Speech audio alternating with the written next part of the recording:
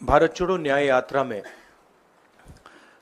मणिपुर से हम महाराष्ट्र गए और रास्ते में हजारों युवाओं ने कंप्लेन की थी कि हिंदुस्तान में नॉन स्टॉप पेपर लीक होते हैं।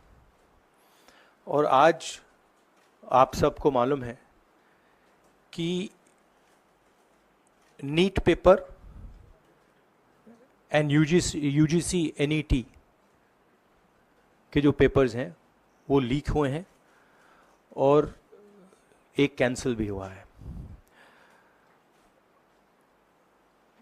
कहा जा रहा था कि नरेंद्र मोदी जी ने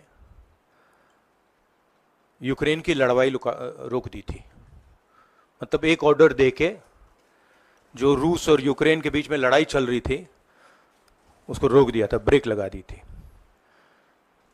इजराइल और गाजा के बीच में जो लड़ाई चल रही थी उसको भी नरेंद्र मोदी जी ने रोक दिया था। मगर किसी ना किसी कारण जो हिंदुस्तान में पेपर लीक हो रहे हैं उसको नरेंद्र मोदी रोक नहीं पा रहे हैं या रोकना नहीं चाहते हैं। नुकसान स्टूडेंट्स का होता है। जो हिंदुस्तान के स्टूडेंट्स हैं, मैं जानता हूं कि आप इन एग्जाम्स के लिए महीनों सालों काम करते हो। ये आपका फ्यूचर है और आपके फ्यूचर से खिलवाड़ किया जा रहा है। मध्य प्रदेश में व्यापम हुआ और अब उस व्यापम को नरेंद्र मोदी जी और उनकी सरकार पूरे देश में फैलाने का काम कर रही है। मैं इंस्टीट्यूशनल कैप्चर की बात करता हूं, मीडिया की बात करी, अलग अलग हिंदुस्तान के जो संस्थाएं हैं उनकी बात की। यही एजुकेशन इंस्टीट्यूशंस में हो रहा है।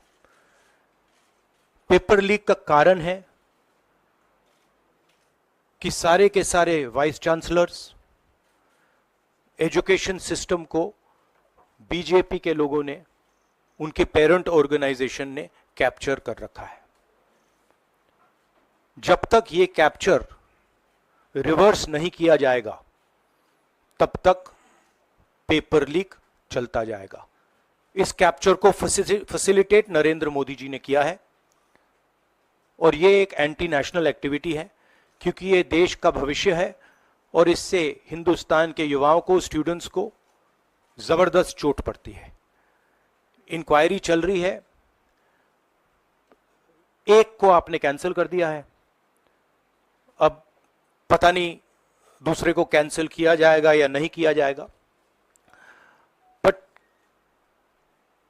कोई ना कोई तो इसके लिए जिम्मेदार है और उनको एकदम पकड़ा जाना चाहिए और उन पे एक्शन लिया जाना चाहिए।